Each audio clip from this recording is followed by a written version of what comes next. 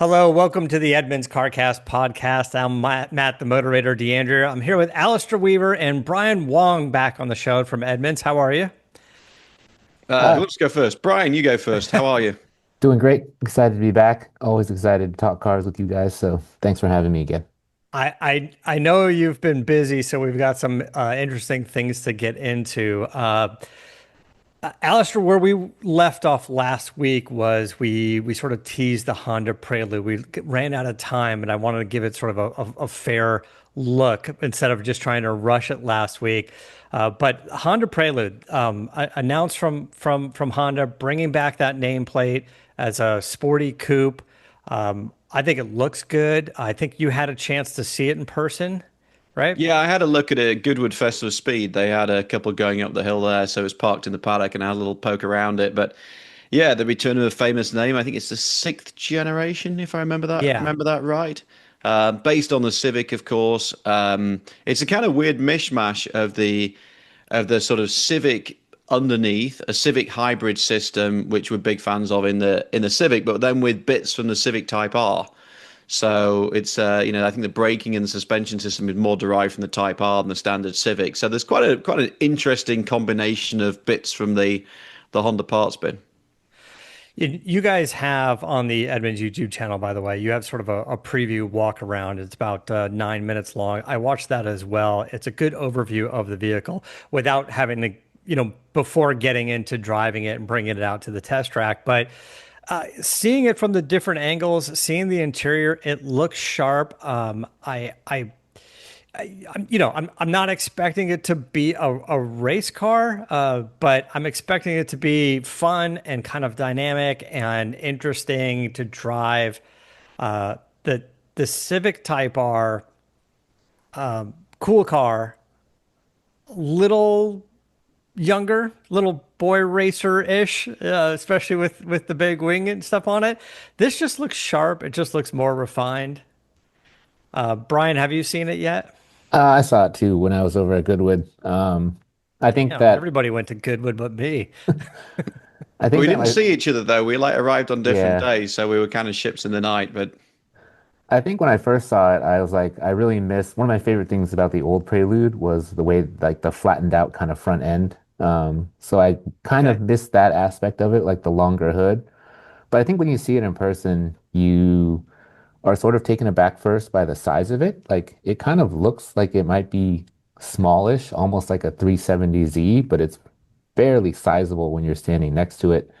And it'll be interesting to see how Honda sort of fuses together the Civic hybrid powertrain with the Type R components. And I think because we enjoy our Civic hybrid so much, that probably makes us a bit more excited for the Prelude. the Okay. only thing is, and Clint touches on this in the video that he produced, it's curious to see who is going to buy this because it's not. If you think about the Subaru BRZ or the Toyota equivalent, they're kind of rear-wheel drive manual. It's very much kind of like a purist car, kind of a niche enthusiast market. This is a sort of slightly more spacious, but not really. There's not a lot of room in the back. More kind of conservative with a little C coupe with a hybrid powertrain that's not going to be particularly fast. That obviously doesn't have a manual. It's kind of like who's actually buying, front wheel drive rather than rear wheel drive. Who's the market? Is it people who are maybe empty nesters, but where and it doesn't work for me because the kids. Is this, it's not going to be like a diehard enthusiast because it's not that kind of car. So is it a slightly older audience? Maybe the kids have left home and you can now have a coupe again. I don't know. It's about 40,000 bucks. Who's going to buy this? So I was thinking about that too when I was going through this, and there was my initial thought was probably people around our age that have a little bit of nostalgia for the Prelude. I don't know if this is going to be bringing in a lot of new younger customers. I mean, I guess it could, but I just but using the Prelude name, I just kind of feel like they're going after a little bit of our age audience. Maybe not Brian, but my age audience. Oh, as a tried and true millennial myself, who one of our one of our things is nostalgia. So I think it's actually directly sort of targeted at uh, my age group who have fond memories and are old enough to still remember the name. I do think that the But you're price. not, Brian, with the best of it, you're not that millennial audience. It generally is a lot of buying SUVs because they got kids or they go mad. They're not typically buying coupes unless they're buying it as a toy. That's what I And mean. It's like But in a world where cars are on average more than $40,000, and you do start to think about at this age going, can I get something more fun? Can I get a weekend car? Can I and not spend $150,000 on a 911? Like what, what's the reality is like I can get a Mustang, I can, there's obviously the audience for that. But if you grew up with like the Honda Prelude and cars like that, the import cars in that scene, I think this is a cool car. My issue with it is being a hybrid and the way their dual motor system works and how sophisticated it is. I think you're kind of taking away the enthusiast's ability to modify this car and hop this car up, and in years down the line, is there going to be a whole bunch of these at the Japanese classic car show and they're all modified and personalized in some way? And I think you take a little bit of that out of it, without really talking to Honda and going, hey, how do you modify this thing? Right. So the powertrain is a little bit of an issue for me. I mean, great gas mileage, I'm sure it works, but how do you modify it? How many of these are you going to see on the SEMA show floor next year? yeah, it reminds me a little bit. I think it was sold in the US because I did a lot of work with it in Europe. Was the Honda CRZ that was sold here, right? Yeah. it was, yeah. Yeah, actually, this in many ways, Not very that well, was, but yeah. yeah, and that was the kind of a very similar car in ethos. It was, I think that was based on the Civic at the time. It was hybrid.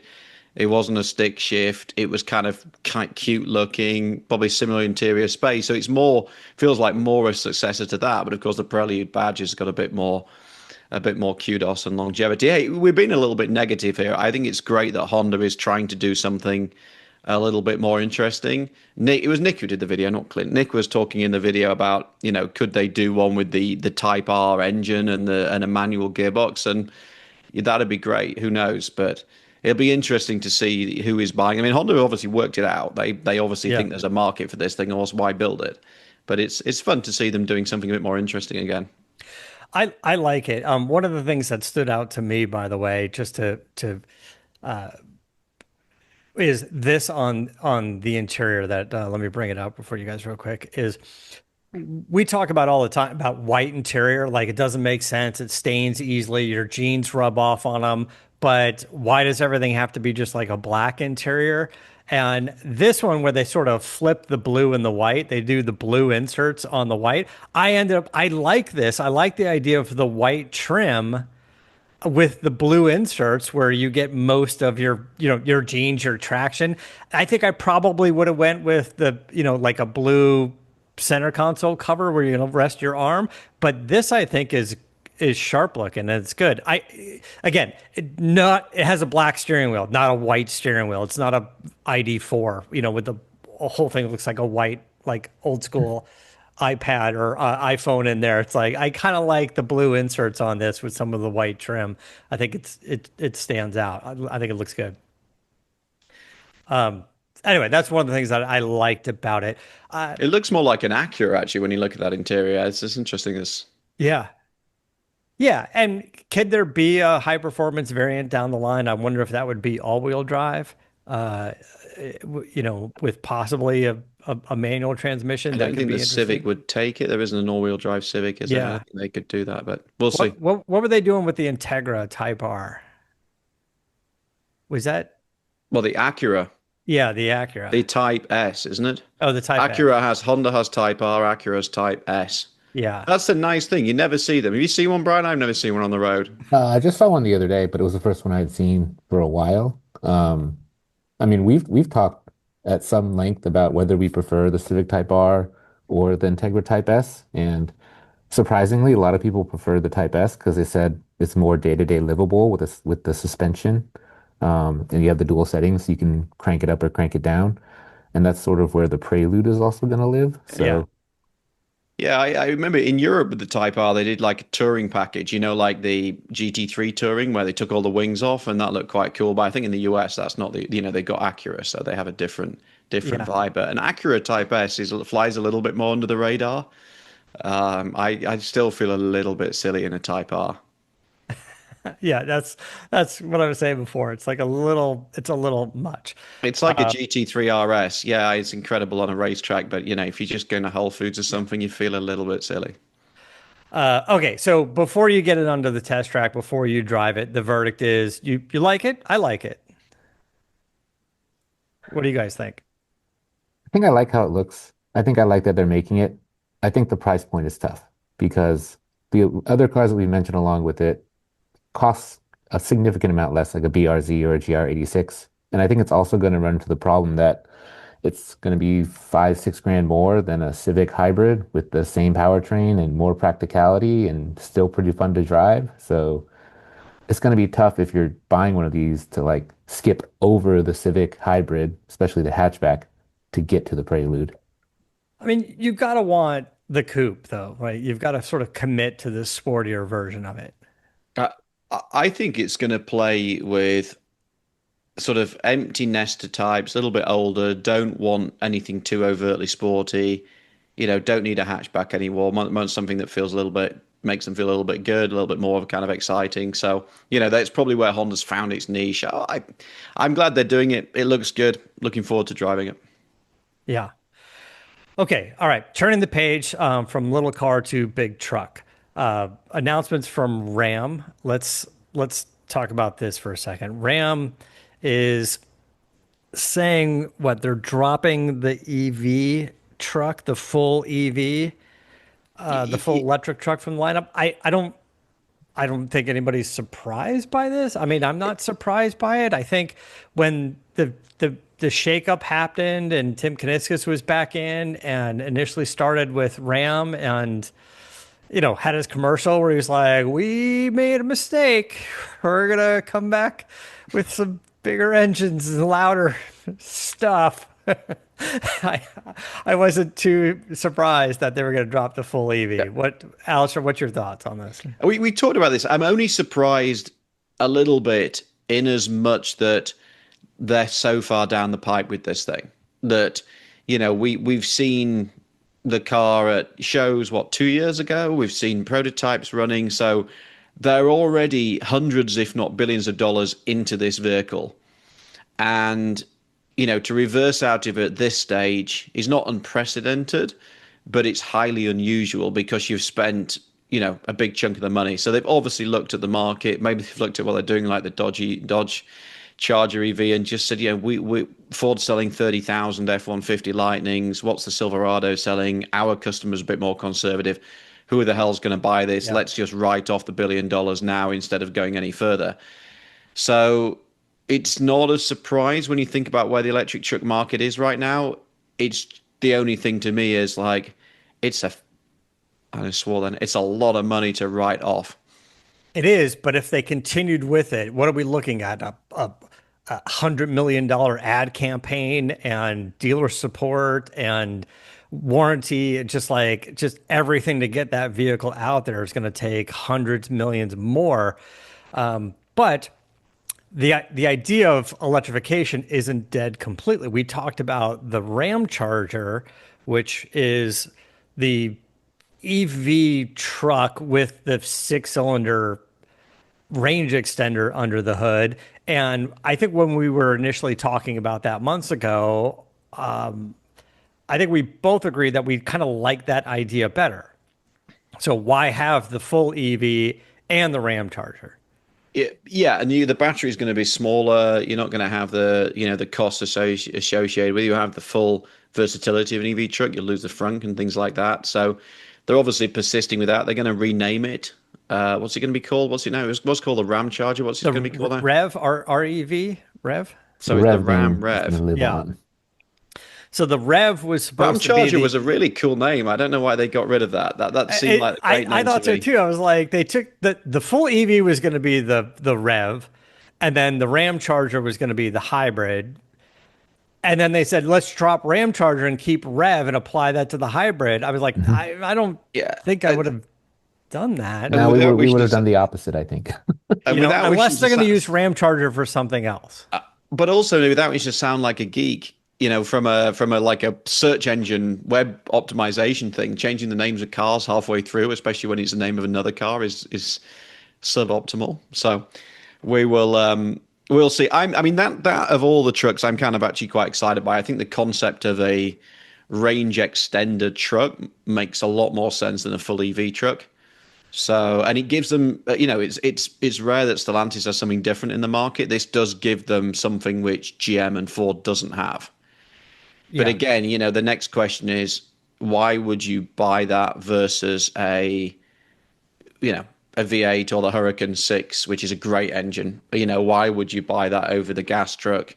Maybe if you're working in a city and you want to have like EV most of the time, maybe it's got some cost advantages, probably if you're charging it at home. But it's still going to be pretty nichey. But we'll see. Maybe they can sell 100,000 of those rather than the 20,000. Maybe they'd sell of the full EV. Brian, what's your thoughts on this? I mean, the timing is funny. I think we just published our first drive of the V8 coming back to the Ram 1500 last week. So, V8 comes back, EV truck gone. Cool. I do wonder if you look at sort of like, Ram's place in the overall sort of like Stellantis environment, I do wonder if the sort of problems that they've had with the Charger Daytona and with the Wagoneer S also not really moving had any kind of influence on it. It'll be interesting to see what those two companies do with their EVs going forward as well. So, whether this is simply a shift in philosophy for Ram or it signals a shift in philosophy also for Dodge and Jeep, we'll just have to see. It's very kind of. I mean, they are America first brands in a way that GM and Ford are a bit more global. And it is all in on it's kind of all in on this administration, because if you think about it, if in 3 years time there's a big vote fast, the Democrats come in, it's all about EVs again, I suppose they could reignite it, but they are kind of all in on, America's going to stick to gas and EV take up's going to ramp up very, very slowly. So you know we'll see. It's make money now rather than and gamble on the future. But frankly, that's where Stellantis is, because they need money now. They do. Do you think also part of this is they kind of had to kill the full EV truck because a little bit of egg on their face, and with what they've done previously in the last couple of years, and the Charger being very unsuccessful, taking the gas engine away, taking the V8 away, for them to go and we made a mistake. We're going to bring back a Hemi. We're going to bring you, a muscle car. But if they said, hey, but we're going to bring you an EV truck, maybe it just doesn't fit the narrative of how they're trying to reboot the Stellantis brand out here, things like Ram and Dodge. So It's I a bit think like that's, Coke, isn't it? It's like yeah, bring it's back just the kind real of, recipe. I mean, I don't know, maybe think more like back in the day with like Crystal Pepsi, and they're like, we should just stick to regular Pepsi. We tried it. It's weird. It's clear. Didn't make sense. It just got mocked. And they're like, yeah, let's go back to it. Yeah, I But remember that. I yeah, think the one concern though is, and because I understand like if you sort of sit back and think about it, like why they would kill the EV truck and why they would bring back the V8s. But I think that if you're trying to be a bit more forward thinking about it, building EVs is a fairly high learning curve. And we saw that the first EVs from a lot of these companies, they really struggled in terms of like, drivability, how they felt, how they were built. So I think that the hope would be that this wouldn't set them back too far, because I think eventually they're going to have to offer some sort of EV. Even if the ramp up is slower than everyone might have anticipated 2 or 3 years ago, it's still a ramp up. So this could have been a good platform for them to get some learnings and sort of iron out the kinks. Because I think that, that forthcoming Ford smaller EV truck, it's going to be better because they made the Lightning and they were able to learn from it. So yeah. I think the hope is that, Ram is making probably a better decision for themselves in the short term. You just hope that it doesn't have sort of the carry-on effects of sort of like a drain in engineering thought and resources and learnings that they would have had from this truck.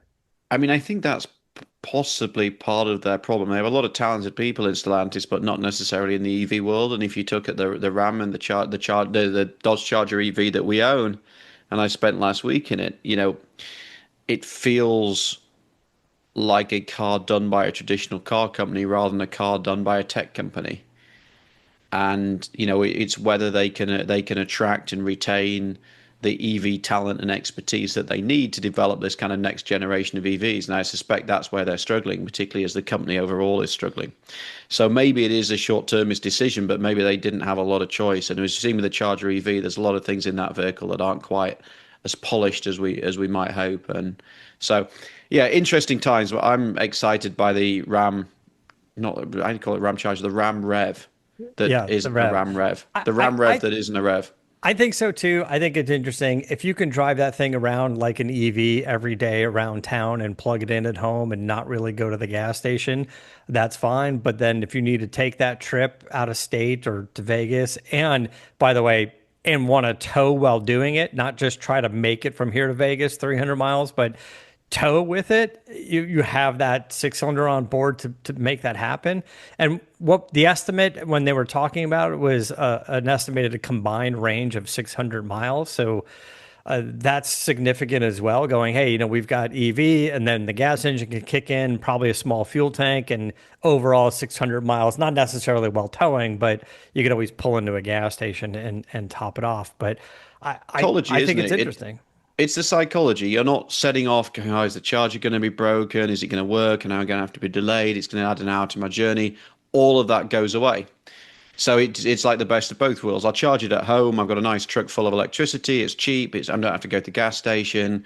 But if I'm towing or I'm going up to the mountains to go skiing, I don't have to worry about anything. Yeah. So that appeals to me. Me too. All right. So enough about the formerly known as Ram Charger. Let's take a quick break. We'll be right back.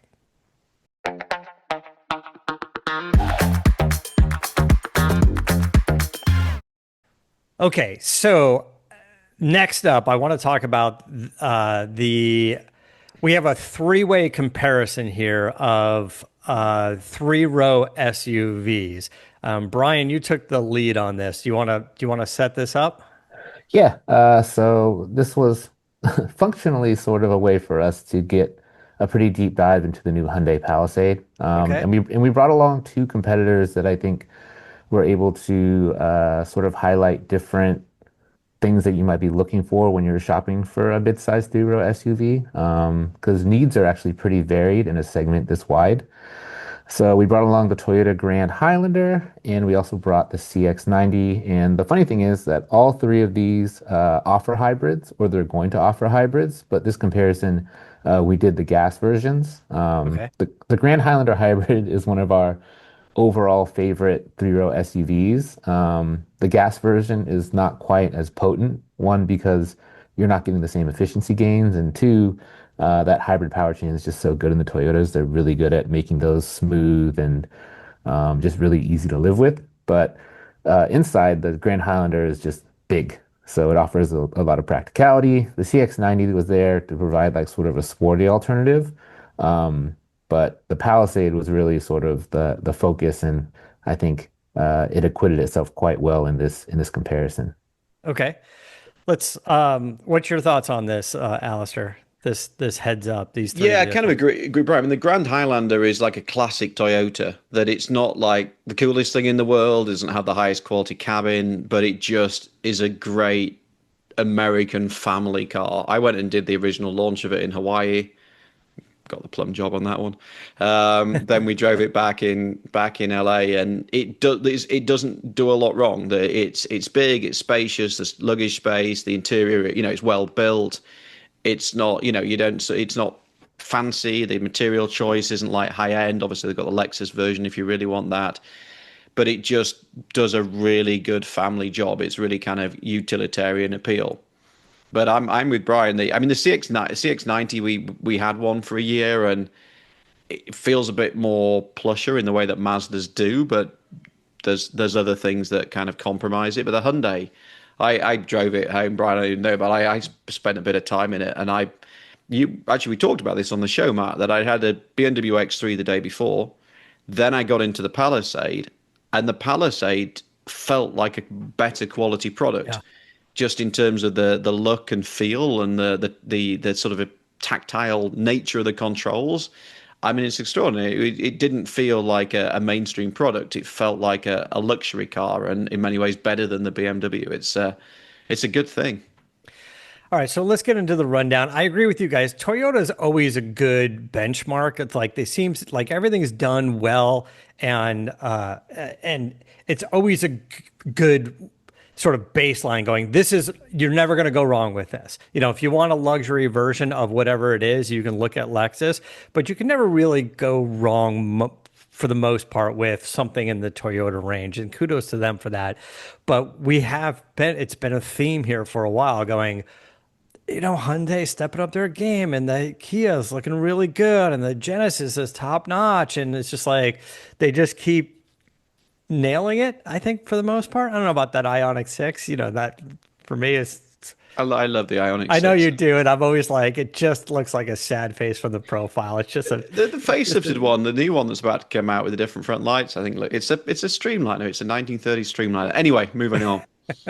all right. So I'm going to bring this back up again. Brian, why don't you tell us what's going on here with, you guys got the Yeah. CX of the three. You got the CX-90 here in third place.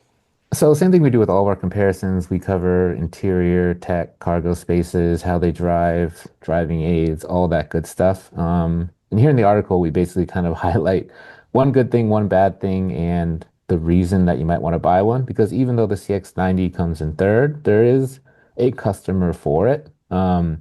I think that the reason that the Mazda really struggled though is that on size, it was just not comparable to the other two. If you're going to use the third row at all, you really shouldn't buy the CX-90. It's really hard to get into. It's really small when you get back there. I'm like 5'11", and I basically just don't fit. The only way I fit is if you really move that second row seat up, and but that also means that the second row would then be compromised for car seats.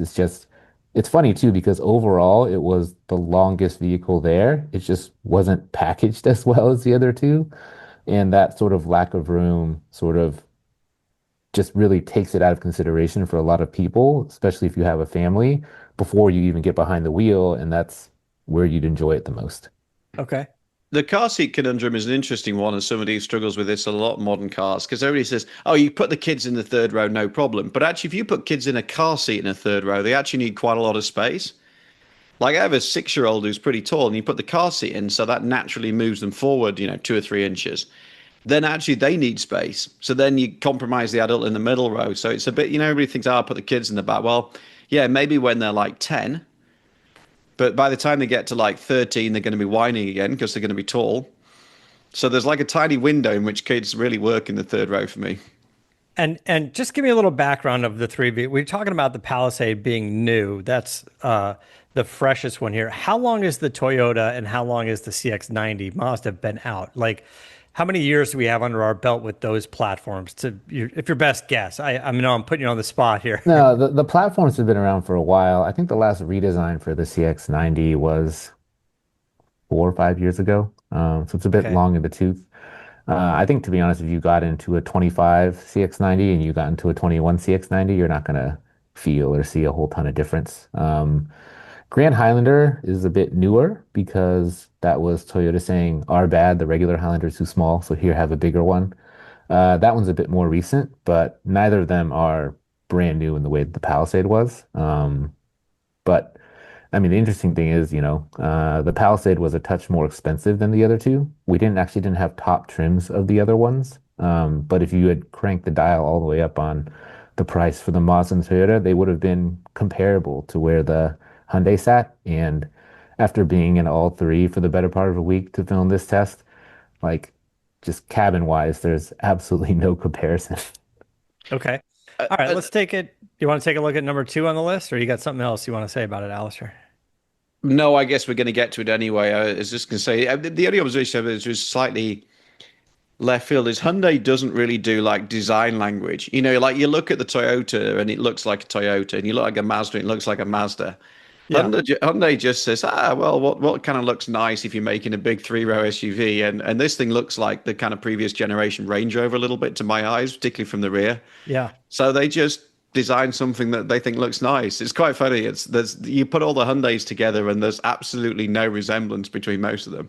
I Like the mean, Santa Fe to the height to this, the Santa Fe all's kind of boxy and looks a bit kind of Land Rover Discovery, and then you get into this, which looks maybe a bit Range Rovery, but it's there's almost nothing that says Hyundai, and they've really detuned. Everybody else is going like we talked about last week, massive grills.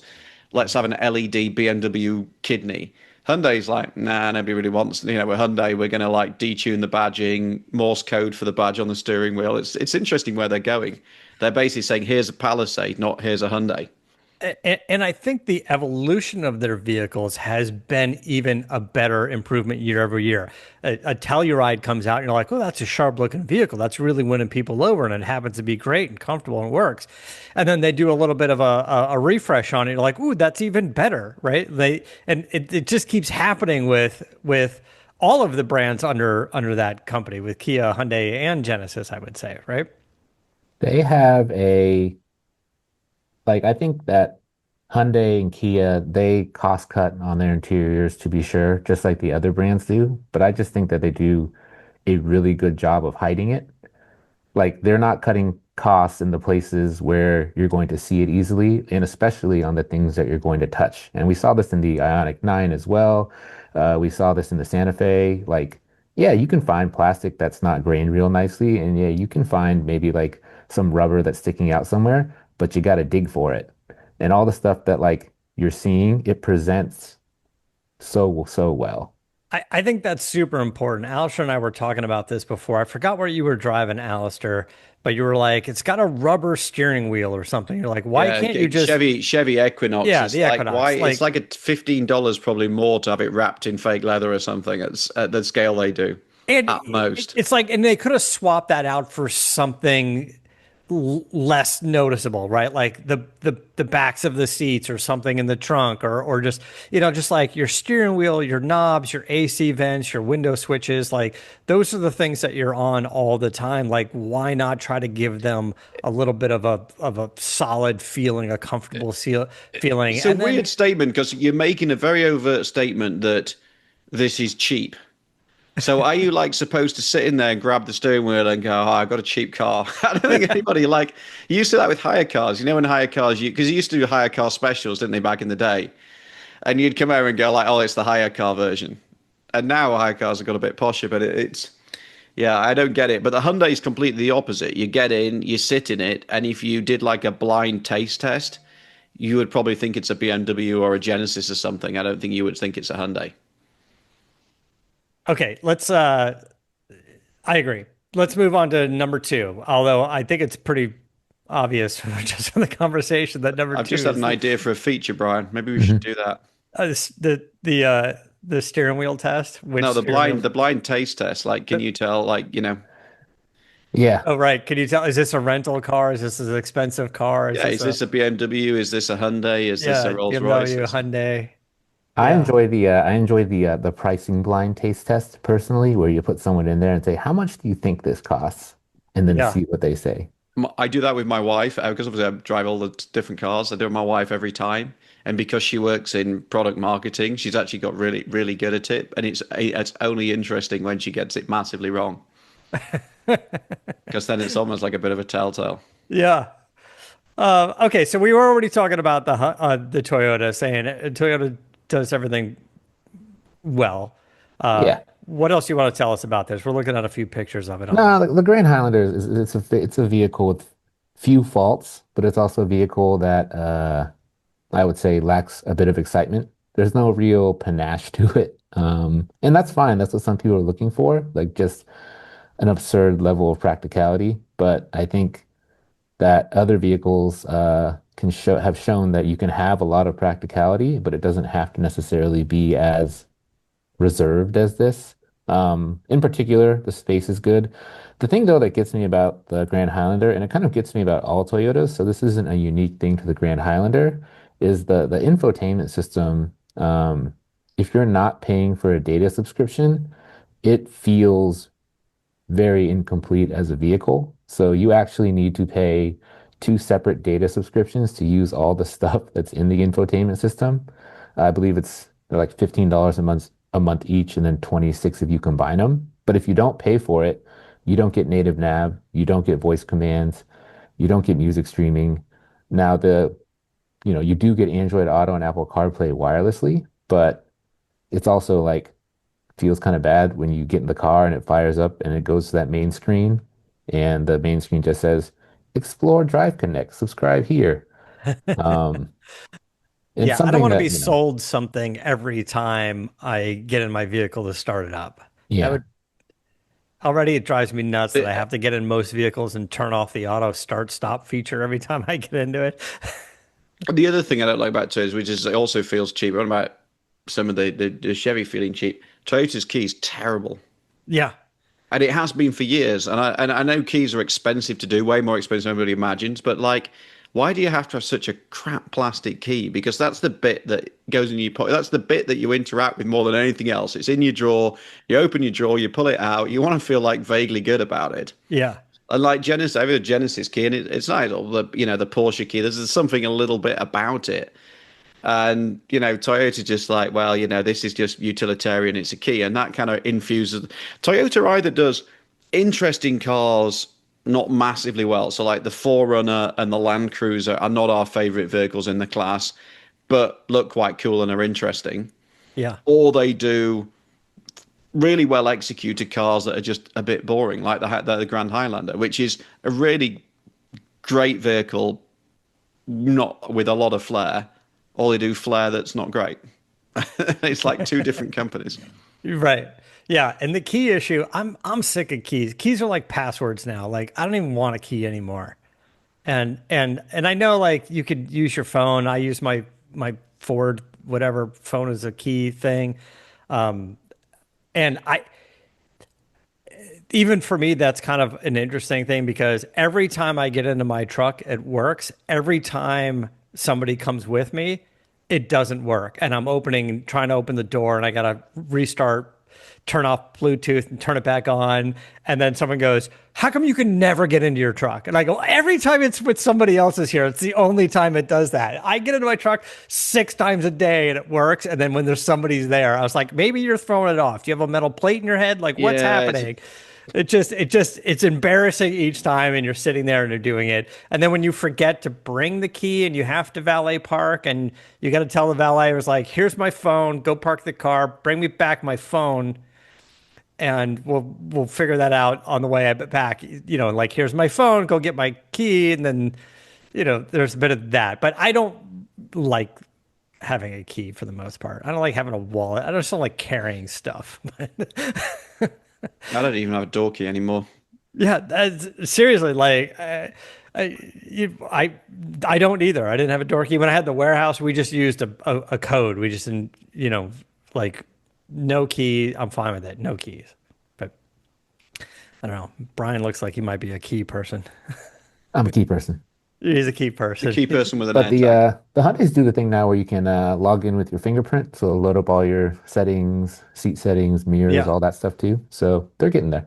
Yeah, my Genesis has the Retina thing going on, which you look at the side of the car, which when I first got it was a bit hit and miss, but now I think they've nailed it. So they've obviously tweaked it a little bit, so it actually works well. And then the fingerprinting, so you do your Retina to get in, and then your fingerprint to start the car. The fingerprint starting cars I don't like because sometimes if you've been sweating a little bit or you've got a little bit of grease on your fingers or something like that, then if you don't get it right, it locks you out. So I've had moments where you're like sat in the car and it's like locked out for a minute, and then if you get it wrong again, you're locked out for 5 minutes, and then you're starting to panic a little bit. So.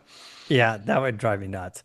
Already, like when my phone as a key doesn't work, it drives me nuts. But Should we conclude on the yeah, okay, Hyundai all before we right. get off on complete tangent? Yes. All right. So Hyundai. you're not going to be surprised to hear the Hyundai Palisade #1. Yeah, I think Matt, if you could actually click the image carousel one more over to the right, and I just want to get to that shot of the dashboard. So we've mentioned that there's the Lexus TX, which is the nicer version of the Grand Highlander. And we actually did a comparison with the Lexus TX against the older version of the Hyundai Palisade. And our conclusion was don't buy a TX, buy a Palisade because it's just as nice. And now the Palisade is even nicer. Yeah. I mean, if you look at this thing, there's nothing else really that kind of looks like it, especially on the inside. They say that they designed it to look like a piece of mid-century modern furniture, and I agree. It looks like a TV stand that would fit in to any living room in Palm Springs. But materials quality is impeccable. It's super quiet. If you can kind of see that center console area right there, you can actually grab that. There's a little handle on the front of it and it slides forward and back. So you can actually reach it from the second row and the bin goes from the top all the way down to the floor. Um, Okay. there's 100-watt charging in it now. So you can actually charge a MacBook Pro straight off of the USB ports. The only thing that some people didn't really love was that the shifter is on the steering column, but those are usually the taller folks. For me, I was totally fine with it. I was good with it, Brian. My knee was not in the way, but that little thing that I watched the video and you called it out about like charging a MacBook Pro. It's that attention to detail I think Hyundai and Kia are getting really good at. Because it feels like nothing at all, but like actually being able to charge a laptop or an iPad or something just straight from your car, from a gas car without, without having to plug it in or whatever, just having a little, USB-C cable, that Yeah. sort of thing's really useful. Like I'd actually use that. If you would have flashed this image of the interior in front of me very quickly and said, "This is a new vehicle. What is it?" I would look at that steering wheel and say, "This is a Range Rover." Mhm. Right. But that's not a bad thing. It's also no accident. Yeah. Yeah. All right. So you like it? What's go through this real quick, the good and the bad before I we think, wrap up. well, I think the other thing too is that we should note that Hyundai and Kia as well, they just offer features that a lot of competitors don't. So you can get ventilated second row seats. You can get those relaxation seats with footrests that fold out in both of the front rows. The even the headrests are super comfortable. Like they just and also the armrests they have, and this is something that's true in the Santa Fe and the Ioniq 9 as well. They have like something like 15 different adjustment settings. So In you the put them armrest? down in the armrest. So you put it down and then it like clicks on the way up, and you can put it exactly where you want to within like a 3 or 5 degree kind of angle. And it's just stuff like that that is really, you notice it when you're going to use it, and you just go, huh, that makes this car nice. Now, if it has a problem, it's slow. It was 8.8 seconds to 60 at our test track. Um, around the street, I would say it doesn't feel quite that slow, but if you're getting on the highway, especially if the car is full, you're definitely gonna feel like you want a bit more power. It got heavier in the redesign, and then the engine got a little bit less powerful. So both things kind of went in the opposite direction. But the good news is that there is a hybrid version coming, which we've sort of been, screaming for the past 4 or 5 years. And that actually looks quite promising for a few reasons. But I'll let you guys jump in before I go too far The, down the hybrid road. the hybrid version, is this like a year out or this is coming soon? Are we This going is to see it coming. like at the LA Auto Show or something like that? Or It's when do coming we next. see? It's coming next month. Oh, next month. All right. So the Yeah. hybrid's like really around the corner. It's imminent, and it's going to be a brand new hybrid powertrain for HMG or Hyundai Motor Group. So it's going to eventually be used around the world, but this is the very first application of it. So the hybrid system that's in the Santa Fe that we had in our 1 year road test fleet, we liked it, but it also had really disappointing fuel economy. So it was 34 EPA, and we ended up getting about 27 over a year and 20,000 miles with the vehicle. But this is a completely different system. Instead of the 1.5 liter turbocharged four-cylinder, it's got a 2.5, and it's also got two electric motors instead of the one that's in the other one. Okay. So our initial thought was like, the Hyundais are generally not making their EPA numbers, but it's a completely brand new system. It's got more electric motors, and I actually went on the Korean website because they have some specs published there that we don't have in the US yet, and they're saying it's going to have about 630 odd miles of range, Okay. which is massive. So once again, we're going to have to test these things to see, but the fact that it's a new hybrid system that seems to have been upgraded materially gives us a bit more hope. There's also, generally speaking, in the Hyundai line, if you look at the Tucson lineup, the smaller compact two row, that we prefer the hybrid. The hybrid makes sense. And in these kind of SUVs, hybrid powertrains, with all that low down torque and everything else, just a great, just a great means of propelling these big heavy cars. And it just means that you're not stressing the gas engine as much, you're not using as much fuel. So as long as it's not a big price leap, and I don't think it can be because they're going to have to price it alongside the Grand Highlander anyway. I think this is going to be the one to watch out for sure. We're looking for we're looking for it to be a little quicker with the addition of electric motors. We're looking for a little bit better overall fuel economy. Um, but possibly with the two motors, you're adding quite a bit more weight. I guess we'll find that out once it's out there. But what you said about range, about 600 miles of range, this is one of the things Alistair and I talked about a couple of weeks ago when I came back from Monterey's. I took the Land Cruiser to Monterey, and for a vehicle like that, we were going, oh, this is meant to be like off the grid. Let's take it out of town. Let's go off the grid. But I was getting, and that was the hybrid, and I was like, I got 280 miles of range out of that thing, and I was like, I don't know, it just seemed like Yeah, the tank is not that big on that thing, weirdly. yeah, and because the battery in the back for the hybrid system, so in the cargo area, the floor was raised up higher because of the battery there, and smaller fuel tank, I guess, and it just didn't just combine. It didn't have quite the range, which was surprising to me because I don't know for Toyota, which seems to be doing hybrid systems well for so long, that they would have thought about that a little bit more. I'm not saying it needed to hit that 600 range mark, but under 300 just didn't really do it for me. I think you got a problem with just it's all a compromise. I mean, that's already a big vehicle, but then you got a bigger fuel tank, then you got the batteries, and then you got to compromise on the Yeah. trunk space, you got to compromise on the rear legroom or something. So they're all playing this game. Whereas, I mean, the Palisade's a big. I mean, that's the only other thing that I'd say is, it's a big unit. I mean, all these cars are. You're driving. I drove it home from Santa Monica back to where I live in the South Bay, and it's a big unit. Even in somewhere like, even in America, like parking it, you are conscious it's a big vehicle. It's not, but Yeah. Well, and I drive an F-150 regularly, so yeah, everything's relative, right? But like compared to like everything's a RAV, it's a big. If you're coming out of something like a RAV4 Honda CRV, and yeah. they've got bigger in themselves, Yeah. just the width and it's a big unit. I think Well, it's aided by the fact though, so I think the price difference is going to be around 2000. Would need to Yeah, double check that was going to be around that. The thing is though that the V6 gives you such poor fuel economy as a baseline in the Palisade, so it's down at 20, and I think we got a little bit under that and are weak with it. Even if it only improves things to 30, you're talking about a huge reduction in fuel prices or fuel costs for you because the yeah. jump from 20 to 30 is 50% increase. So Yeah. because it's starting at such a poor figure to begin with, it's really just going to make a lot more economic sense too for people. you What I earn your meant 2 grand back, and you've got a nicer vehicle. what I meant to ask was, is it going to be plug-in hybrid? No, just a regular Just hybrid. a regular hybrid, Sure. like the Toyota. But isn't the Mazda plug-in hybrid?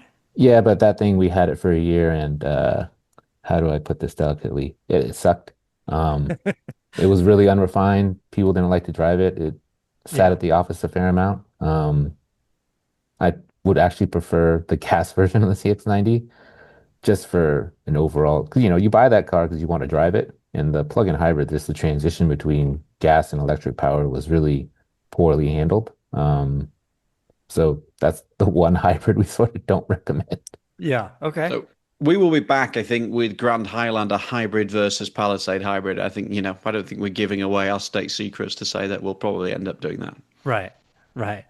All right, guys, we're gonna wrap things up. What else can we look forward to? What's on the docket? Well, that you can tease us with. We just launched today, and maybe this is a subject for next week. GLC versus Q5 versus um, X3. X3. Sorry, getting there. The big three German comebacks. Okay. Steve Eagles, who's just spent the week in Germany at the Munich Auto Show. So there's, we talked about the TT and everything else last week, the Audi concept. But there's actually that looked like the biggest auto show that I can remember. I kind of regretted not going. Yeah. So I think maybe we'll get Steve on next week, and he can tell us all about life in Germany because that looked like a proper auto show. So yeah, there's a lot of Edmunds.com/news, a lot of stuff going on. Yeah, what Chevy Equinox against Brian, what was that? Did you do that one? Yeah, that was Equinox versus the Bronco Sport, the That's right. Okay. all-American small SUV showdown that went live this week. And then I don't know if I'm allowed to mention this, so Alistair, you can bleep this out if you need to, but we maybe took one of our cars to the dyno. We did. Dino, not diner. Dyno. No, he said Dino. Also, I think you guys got published the Ford Expedition test, which I thought was kind of interesting because I went to the launch of that um and having just driven the Lincoln Navigator, I think they're getting there. I think they're doing some interesting things. Talk about a big SUV. That'll do it for you. Yeah, that's a unit. All right, guys. We're gonna wrap things up, and of course, like you said, Edmunds.com is the website. Check out the Edmunds YouTube channel as well. You can see Brian and the rest of the team up there. Guys, thanks so much for listening, and until next time, keep the air in the spare and the bag in the wheel.